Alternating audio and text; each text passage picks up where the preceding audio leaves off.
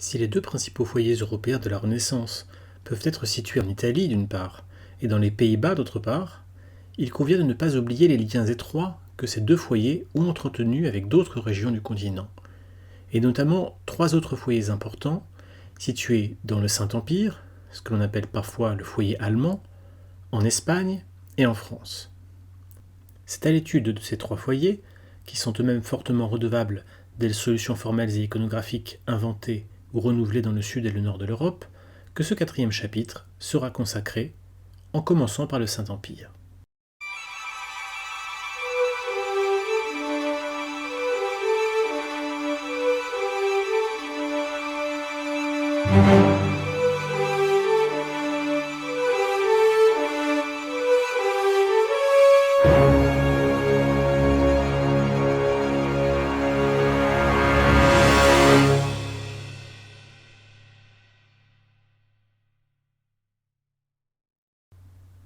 Avant de commencer ce premier épisode, il convient de rappeler la situation géographique et historique du Saint-Empire romain germanique, que les historiens de la période moderne ont plutôt tendance à appeler le Saint-Empire. Le Saint-Empire est une configuration géopolitique née de la décomposition de l'Empire carolingien, à la suite du couronnement d'Othon Ier, le 2 février 962. Il durera près de 8 siècles, jusqu'à ce qu'il soit transformé par la réforme napoléonienne des territoires européens en 1806. C'est un territoire extrêmement vaste qui s'étend de l'Italie septentrionale jusqu'à la mer Baltique, en chevauchant une grande partie des Alpes et en intégrant les régions à l'est de ce que l'on appelle les Quatre Rivières, qui bornent le territoire du roi de France, à savoir le Rhône, la Saône, la Meuse et l'Escaut, c'est-à-dire le royaume d'Arles, la Lorraine et la Flandre. Mais c'est aussi un territoire morcelé, organisé sous la forme d'une combinaison presque fédérale d'États princiers, de tailles tout à fait diverses, ainsi que de principautés ecclésiastiques et de cités-États. Le mode de fonctionnement politique de ce que l'on pourrait appeler ici un État d'État est fixé le 10 janvier 1356 par la Bulle d'Or, promulguée par Charles IV, qui établit les modalités de désignation de l'empereur par l'institution d'un collège de 7 princes électeurs. En 1273, Rodolphe Ier est le premier membre de la famille des Habsbourg à régner sur le Saint-Empire. Après une interruption, la dynastie revient de 1438 pour ne quitter le pouvoir que 4 siècles plus tard, en 1740. Dès le XVIe siècle, la titulature impériale du roi des Romains, c'est l'expression utilisée pour parler de l'empereur, reste dans la famille des Habsbourg, dont les possessions sont de plus en plus centrées sur le territoire de l'Autriche actuelle, et un certain nombre de villes clés comme Augsbourg, Nuremberg, Munich, Ratisbonne, puis Vienne et Prague. Au sein de cet immense territoire, la région de Cologne et de Mayence, deux villes liées par le Rhin, a joué un rôle moteur dans le développement artistique. Mayence est connue pour avoir été le siège de l'invention de l'imprimerie par Johannes Gutenberg vers 1440, dont le premier ouvrage imprimé est une Bible à 42 lignes. Mais c'est à Cologne, dont la construction de la colossale cathédrale commence en 1248, que l'on note l'émergence des premiers peintres importants de la période moderne. La ville de Cologne, située sur le Rhin, profite du développement de la Ligue hanséatique, un puissant réseau de marchands actifs le long des pourtours de la mer Baltique et de la mer du Nord du XIIe au XVIIIe siècle. La principale ville en est Lübeck, au nord de l'Allemagne actuelle.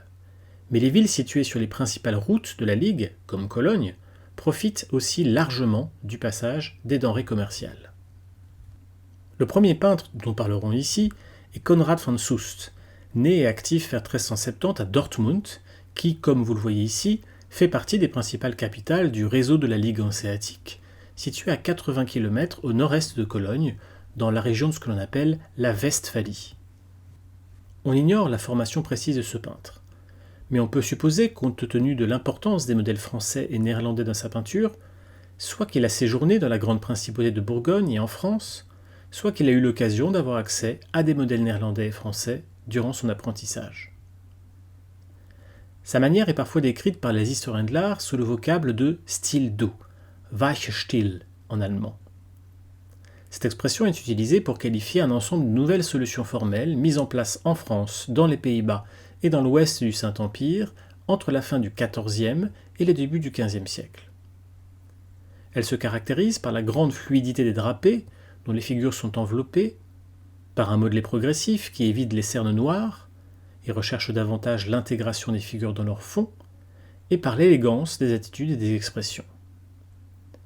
Comme souvent en histoire de l'art, il faut toutefois se méfier de cette catégorie stylistique, souvent très vague, très générale, et dont la terminologie est le plus souvent anachronique, en tentant de réfléchir plutôt aux spécificités de chaque artiste, voire de chaque œuvre.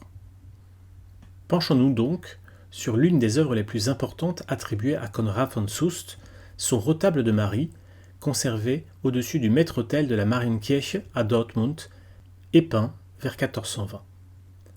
Il s'agit d'un triptyque. Quand ses volets sont fermés, les fidèles peuvent admirer une annonciation et un couronnement de la Vierge qui n'ont malheureusement pas été épargnés par les vicissitudes du temps et qui, vous le voyez, ont été en partie découpés. Lorsque le triptyque est ouvert, il montre 3 scènes. Sur le volet gauche est représentée une scène intime, montrant la Vierge cajolant l'enfant Jésus dans un lit, accompagné de Joseph et de figures angéliques, visibles à la tête de lit et au-dessus de la composition. Sur le volet droit est représentée l'adoration des rois mages. Autant la Nativité fait l'objet d'un traitement extrêmement simple et dépouillé, concentré autour de l'expression de la Vierge et du Christ, autant le traitement formel de cette adoration, marqué par un goût certain pour l'ornementation et le remplissage décoratif, est visible particulièrement dans le traitement des textures et des vêtements. Sur le panneau central, enfin, est représenté ce que l'on appelle la dormition, c'est-à-dire la représentation de la Vierge sur son lit de mort. Elle y est représentée entourée de petites figures angéliques, venues chercher son âme afin de la faire monter vers le ciel. L'un de ces anges lui ferme les yeux, un autre lui ferme la bouche, un troisième lui caresse les cheveux. Les 3 figures qui l'entourent sont les apôtres. Au centre, Saint Jean tient un cierge funéraire, tandis qu'il dépose dans la main droite de la Vierge une branche de palmier, symbole de sa sainteté. À gauche, Saint Thomas allume un encensoir. Au premier plan, enfin, un 3e apôtre lit un psaume qui fait écho aux attitudes des angelots. La grâce est répandue sur tes lèvres, c'est pourquoi Dieu t'a béni pour toujours.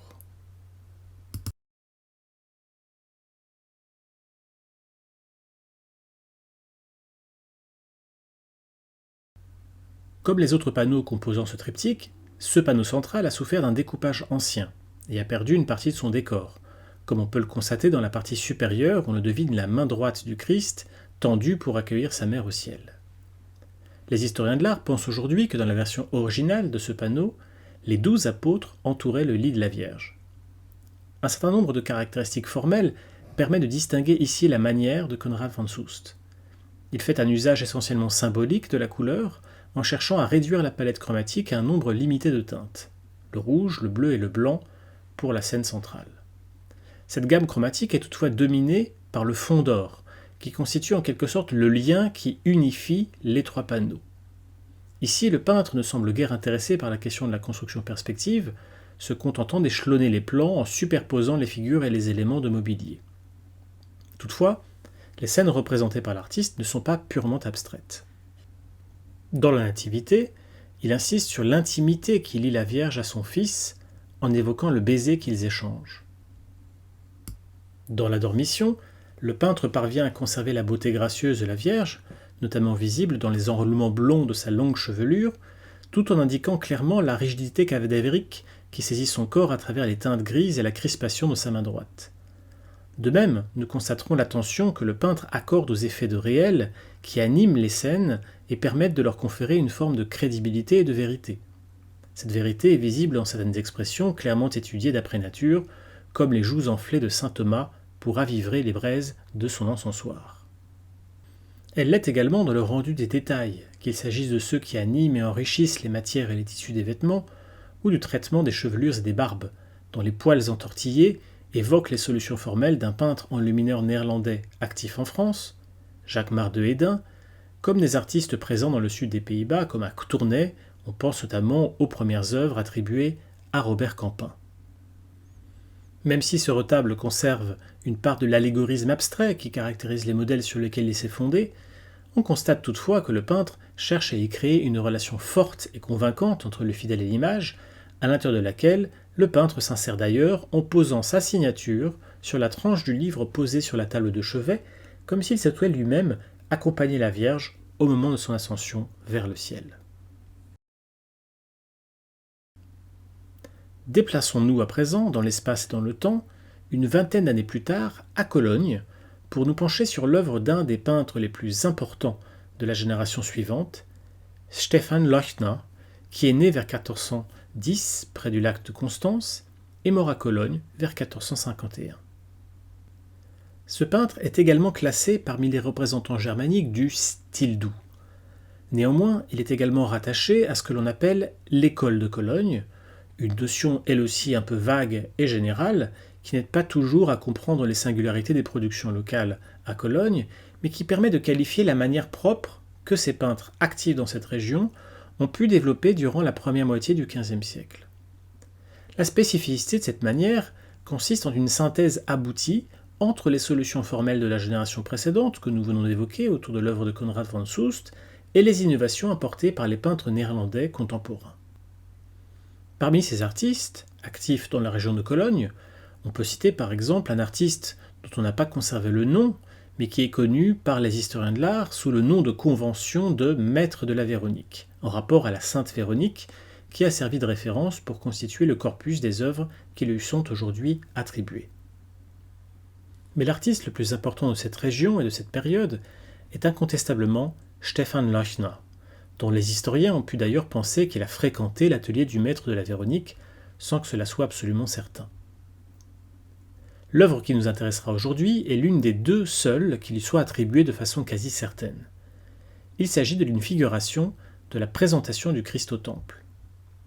On constate aussitôt que le peintre retient des artistes de la génération précédente un nombre de caractéristiques, à commencer par le fond d'or qui harmonise et structure visuellement l'ensemble de la composition, ou par le modelé progressif utilisé pour mettre en volume les corps et les visages et rendre compte de la tridimensionnalité des drapés qui conservent ici leur fluidité.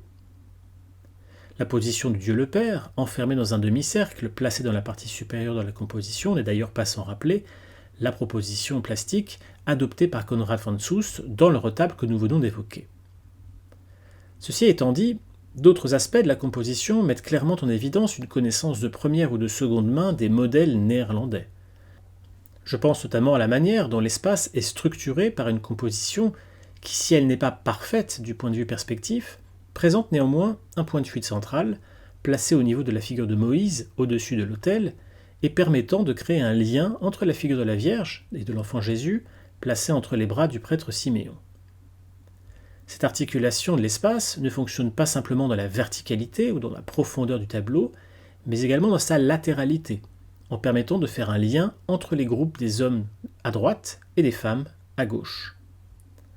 Comme pour compenser cette stricte symétrie de la composition, que l'on retrouve d'ailleurs dans la façon dont les anges sont disposés autour du maître-autel, le peintre prend le soin d'adjoindre au premier plan, d'une part la figure de Joseph, à gauche, qui nous tourne le dos, tout en jouant dans l'image le rôle d'une sorte de figure de substitution du spectateur lui-même assistant à la scène, et d'autre part, un ensemble d'enfants de chœur, dont les têtes sont certes alignées sur une même ligne, de manière isocéphalique, mais sur une ligne ascendante, qui permet ainsi de donner à la composition un dynamisme qui n'est pas sans évoquer certains tableaux de Van Eyck.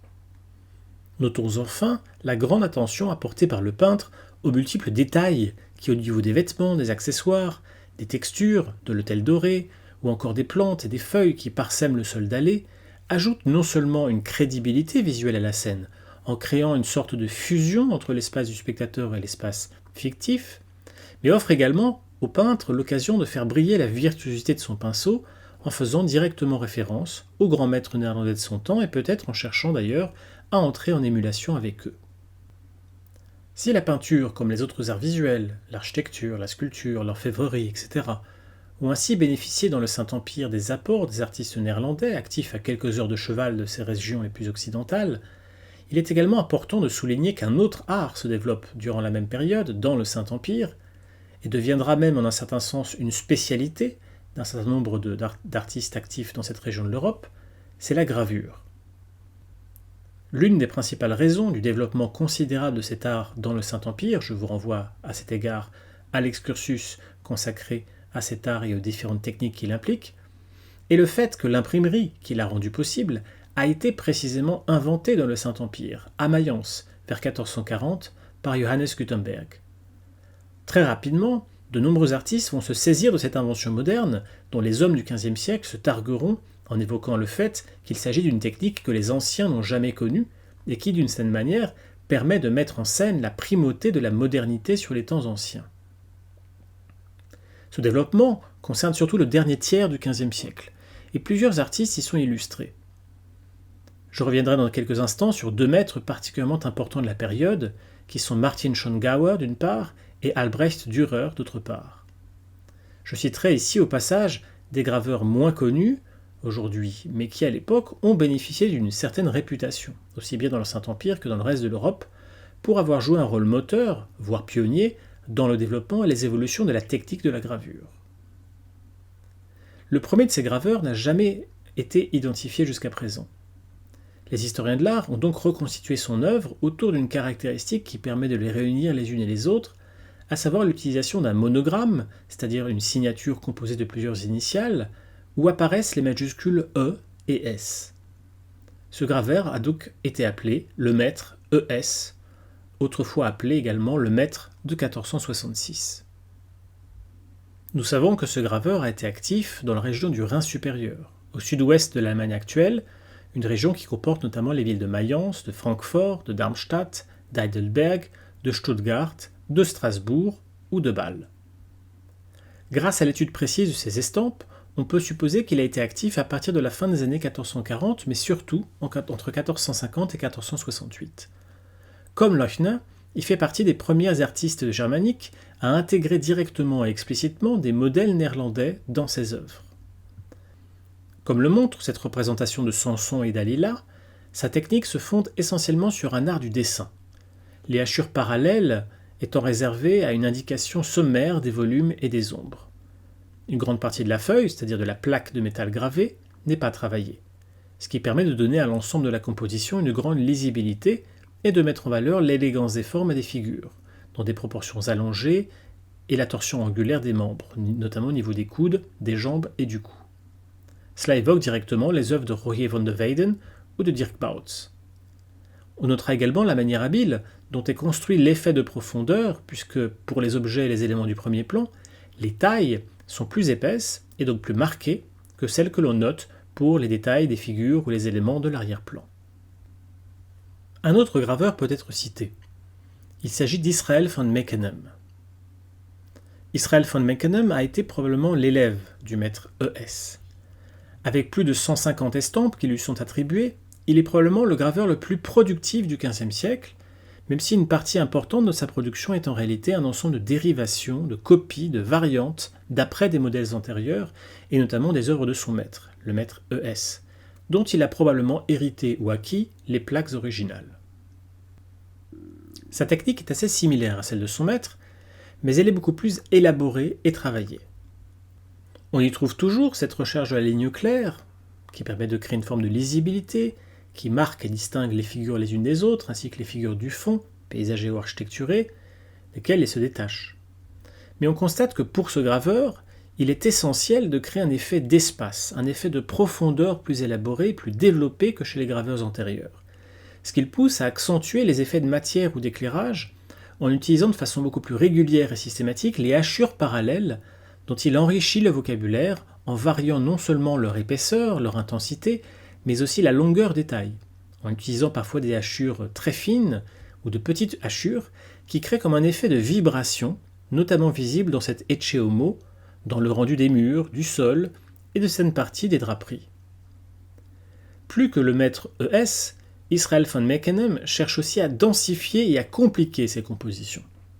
Non seulement en augmentant le nombre des figures représentées, ce qui lui permet d'accentuer la variété de sa scène, mais aussi en intégrant de plus en plus souvent des édifices vus dans une perspective certes fautive, mais qui créent toutefois et de façon relativement efficace un effet de profondeur qui n'est pas sans rappeler ici aussi un certain nombre de peintures néerlandaises, où la construction de la profondeur occupe une place essentielle et permet de développer le récit visuel, non pas simplement au premier plan, mais du premier plan à l'arrière-plan. Le succès des estampes d'Israël von Meckenem est considérable, dans la mesure où ces estampes offrent aux graveurs, mais aussi aux orfèvres ou aux peintres, des modèles susceptibles d'être réutilisés pour leurs propres œuvres. C'est d'ailleurs l'une des premières et des principales fonctions de la gravure que de servir de source d'emprunt et de diffusion des modèles, et cela à l'échelle européenne, en raison de la grande mobilité des estampes, beaucoup plus facile à déplacer en grand nombre qu'une peinture ou une sculpture. Cela dit, von Meckenem sera vite éclipsé par un graveur de la génération suivante, et dont la réputation sera extraordinaire, dépassant de loin les frontières du Saint-Empire. Il s'agit de Martin Schongauer. Schongauer est le fils d'un orfèvre de Colmar, une petite ville située à l'ouest du Saint-Empire, près de la France, dans l'Alsace actuelle. Sa formation est probablement itinérante, et l'on sait de façon quasi certaine qu'il a l'occasion de se rendre à Beaune, en Bourgogne, où il étudie très précisément le triptyque du jugement dernier de Rory van der Weyden. À la suite de cette formation, il s'installe de façon définitive à Colmar, où il effectue l'essentiel de sa carrière comme peintre et comme graveur. Un peu plus d'une centaine d'estampes lui sont attribuées. Pour l'essentiel, il s'agit de scènes religieuses et mythologiques, mais on y trouve également des gravures d'ornement et quelques scènes de la vie quotidienne représentant la vie des paysans ou des artisans. Le portement de croix fait partie de la première catégorie. Il permet de mesurer les grandes qualités que l'on attribue alors à Martin Schongauer. Des qualités techniques d'une part, et des qualités formelles d'autre part. Schongauer, en effet, a participé au perfectionnement des techniques de la gravure. Le principal domaine dans lequel il s'est illustré est celui de la technique des hachures. Dans le domaine de la gravure, la construction du modelé, c'est-à-dire de la tridimensionnalité des figures, ne peut se faire par la couleur, dans la mesure où, par définition, la technique de la gravure ne peut généralement employer qu'une seule couleur, généralement l'encre noire, déposée sur la feuille de papier blanche. Il est donc nécessaire au graveur comme au dessinateur de trouver les moyens techniques, propres à la gravure, permettant de reconstituer les effets de la peinture. C'est la raison d'être des hachures, qui sont ces lignes plus ou moins longues, plus ou moins espacées, et dont les tailles sont plus ou moins profondes, recueillant ainsi plus ou moins d'encre, et qui permettent, à une certaine distance, de créer comme un effet de gris qui offre la possibilité au graveur de susciter l'illusion d'une sorte de grisaille ou de camailleux constitué de teintes différentes, allant du blanc de la feuille de papier jusqu'au noir intense de l'encre utilisée. Avec le maître ES, Schongauer est l'un des premiers et des meilleurs utilisateurs de la technique des hachures croisées. Mais il est aussi l'un des premiers graveurs européens à ne pas se contenter des hachures rectilignes. Il va créer des hachures courbes, qui épousent mieux et de façon plus harmonieuse les formes des figures et des objets, et qu'il parvient à réaliser en faisant tourner sa plaque sur laquelle il travaille contre un burin qui reste fixe. Mais les innovations introduites par Schongauer ne sont pas simplement techniques, elles sont aussi formelles. Le portement de croix, en effet, peut être considéré comme l'une des estampes les plus complexes que nous avons conservées de la main de Schongauer. Cette complexité est d'abord compositionnelle. En effet, l'estampe comporte près d'une cinquantaine de figures. Certaines de ces figures sont directement liées à l'histoire du portement de croix, c'est-à-dire du moment où le Christ doit porter lui-même la croix sur laquelle il sera crucifié de la ville de Jérusalem où il a été jugé jusqu'au sommet du mont Golgotha où il mourra. C'est le cas par exemple des grands prêtres à cheval, du centurion devant le Christ, ou encore des deux larrons dépouillés qui gravissent eux aussi la colline et qui mourront aux côtés de Jésus. Il est d'ailleurs intéressant de constater que quelques années plus tôt, le peintre néerlandais Hans Memling a peint une huile sur bois sur laquelle il a représenté différentes scènes de la Passion du Christ. Ce tableau est surnommé la Passion de Turin en raison de son lieu de conservation. Memling y utilise le même procédé que Schongauer, c'est-à-dire qu'il entoure le Christ d'un très grand nombre de figures secondaires. Toutefois, les deux images ne sont pas exactement semblables, dans la mesure où Memling, selon le principe de la narration simultanée, condense en un même espace l'ensemble des épisodes qui composent la Passion du Christ. Toutefois, on voit assez clairement comment ces deux artistes cherchent, à leur manière, à enrichir le matériau iconographique et plastique de leur image en entourant les personnages principaux de l'épisode d'un grand nombre de figures secondaires dont le rôle n'est pas simplement décoratif mais également expressif. Cette complexité est également chromatique, si j'ose dire. Si j'utilise le terme chromatique ici, c'est en un sens évidemment métaphorique, dans la mesure où, comme je l'ai dit, l'estampe est pour l'essentiel un art du noir et du blanc. Mais à travers son art des hachures, qui permet à Schongauer de créer l'illusion de la présence d'un caméléon de gris à la surface de sa feuille, surtout si le spectateur prend quelque distance avec elle, le graveur crée l'impression que son estampe est en réalité colorée, ou que, tout du moins, son art n'est pas simplement un art du dessin, du cerne, du contour, de la ligne pour des figures des éléments du décor, et qui confère donc à la scène une vraisemblance et une vérité. Cette complexité, enfin, est expressive. En entourant la figure du Christ d'un grand nombre de personnages, plus ou moins liés à son histoire, Schongauer parvient à faire d'une pierre deux coups. D'une part, il offre au spectateur une varietas plaisante au regard, et en conformité avec les idées d'Alberti, que Schongauer ne connaît peut-être pas, mais dont il partage certainement les idées.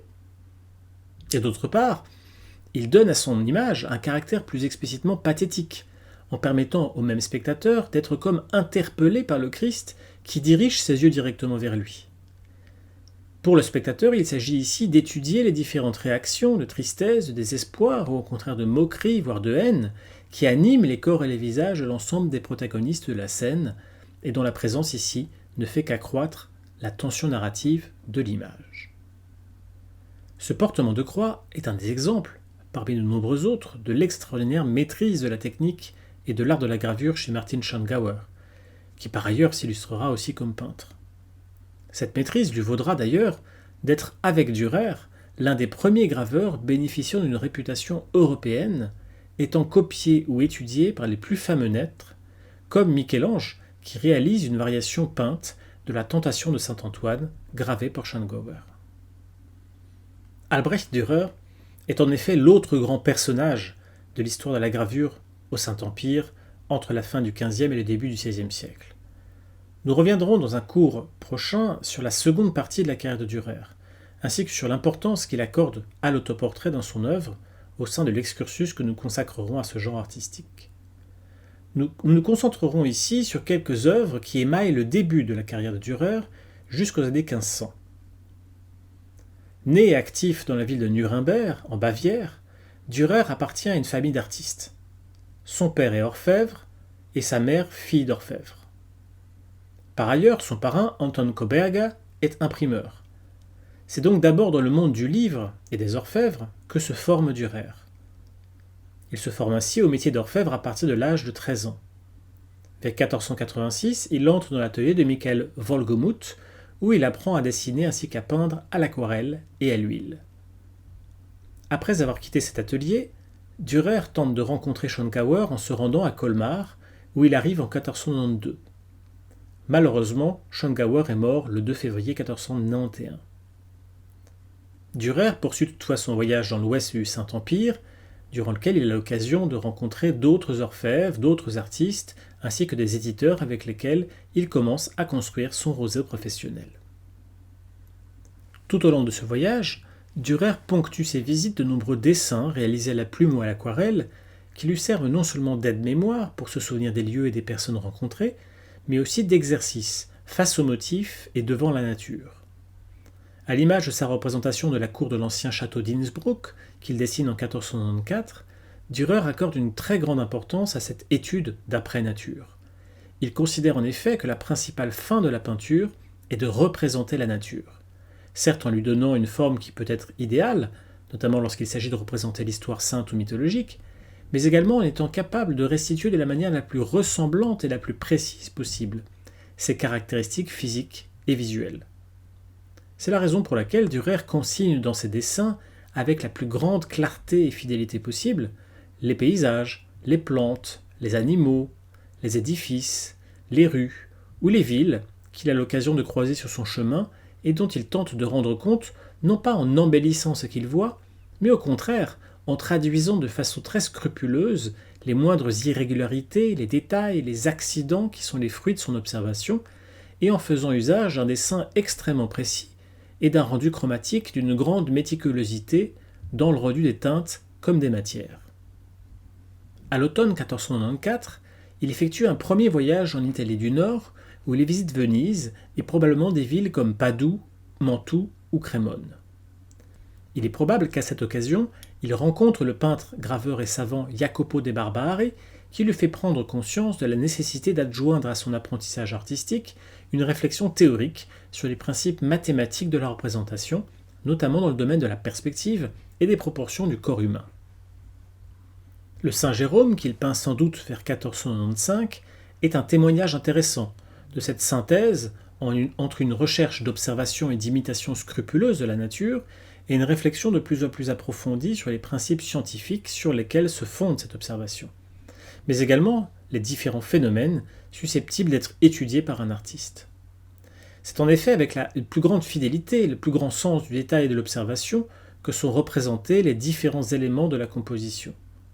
Le paysage impressionne par sa richesse et sa variété, mais aussi par l'attention que le peintre a accordée aux effets de la lumière solaire que l'on voit poindre à l'horizon, qui jaunit une partie du ciel mais rougit d'autres nuages, et projette sur le paysage du premier plan une lumière plus sombre, comme en contre-jour, que rehausse toutefois une seconde source de lumière, peut-être divine, qui éclaire la figure de Saint Jérôme et de son lion en créant des ombres et des lumières, notamment visibles au niveau du bras du saint, des effets de drapé de sa robe ou de la gueule du fauve.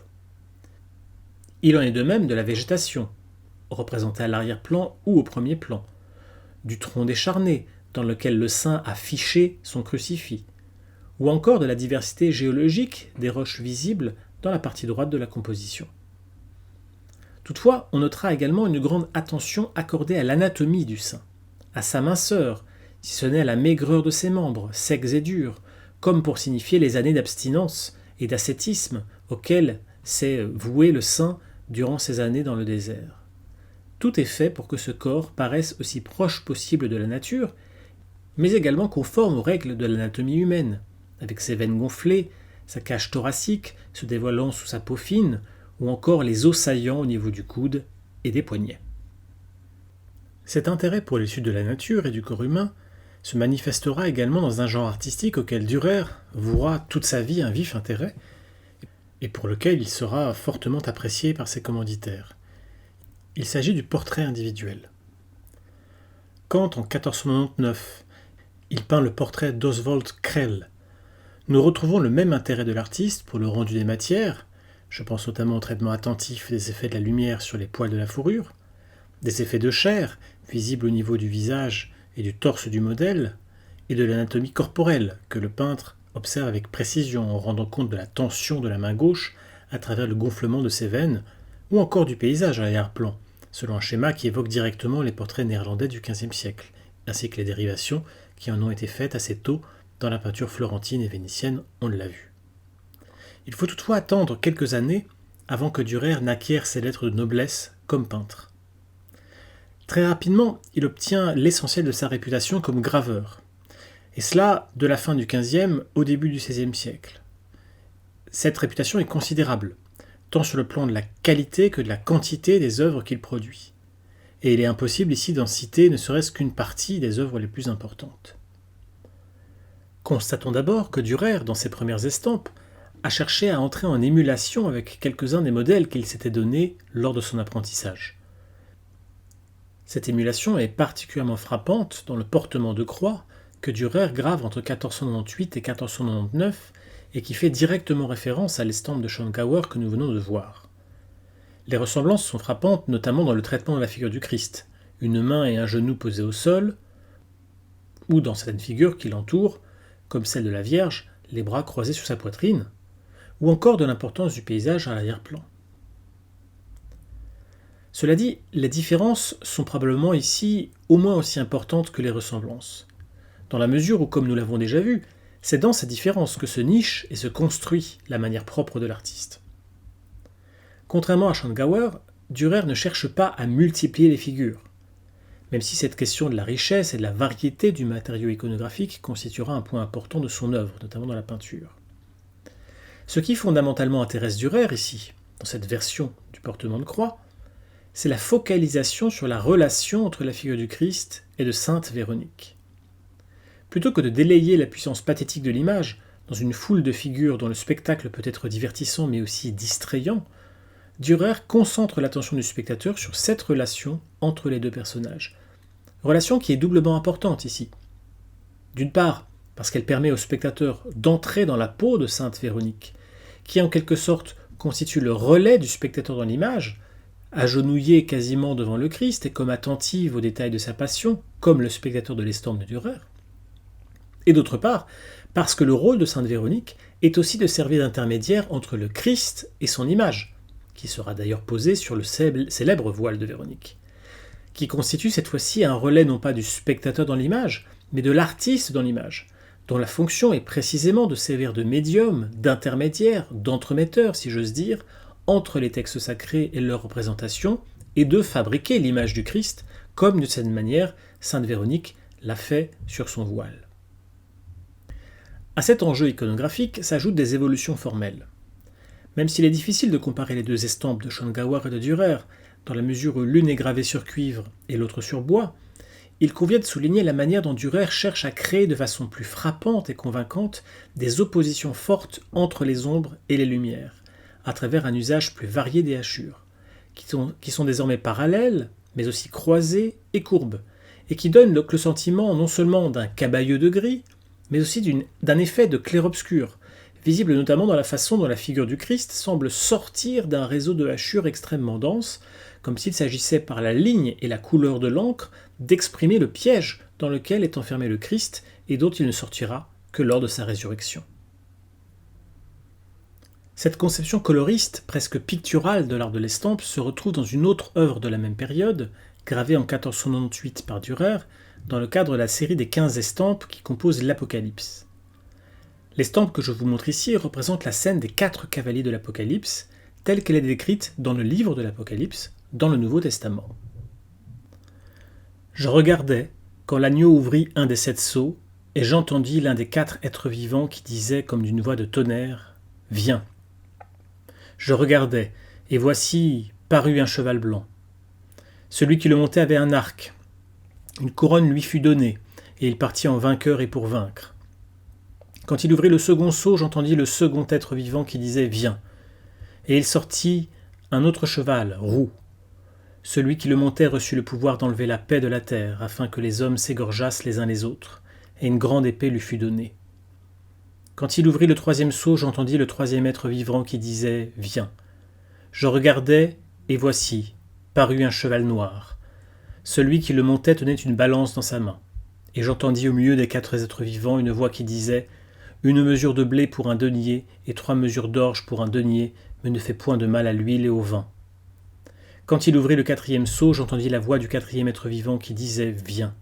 Je regardai, et voici, parut un cheval d'une couleur pâle.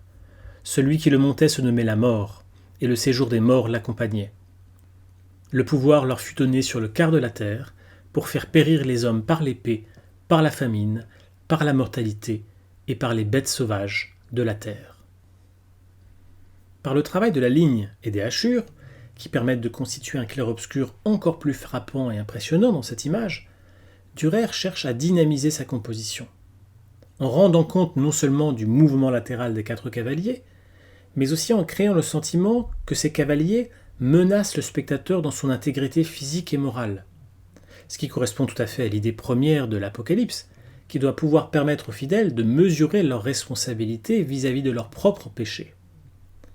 Mais il est aussi important de souligner la façon dont Dürer traduit, pour ainsi dire, le texte de l'Apocalypse. Le passage qui vient d'être récité montre qu'au fond, les 4 cavaliers constituent une image relativement figée et assez peu menaçante lorsqu'il est lu. Son efficacité pathétique repose principalement sur l'imagination du spectateur, et ici, du graveur. Conscient de la nécessité de ne pas s'adresser simplement à l'imagination de son spectateur, mais également à son regard, à ses yeux, Dürer tente de donner du mouvement, du dynamisme, de l'énergie et de la force à sa composition, qui constituent autant de moyens de frapper le plus fortement et le plus directement les émotions de son spectateur. Dans ce domaine aussi, Dürer contribue de façon essentielle à l'évolution de l'art de la gravure, qui n'a plus simplement une fonction ornementale ou illustrative, mais qui est reconnu et qui s'illustre comme un art spécifique et autonome, capable de susciter les émotions comme l'historia italienne, et dont Dürer peut être considéré comme l'un des premiers grands spécialistes européens. Si l'on peut comprendre que les artistes actifs dans le sud et l'ouest du Saint-Empire aient été particulièrement sensibles aux modèles issus des anciens Pays-Bas, pour des raisons de proximité géographique, cet argument ne peut être avancé pour comprendre l'importance, voire l'omniprésence de ces modèles dans l'art des peintres actifs dans la péninsule ibérique au XVe siècle. Cet examen de ce paradoxe sera celui sur lequel nous nous consacrerons lors du deuxième épisode de ce chapitre.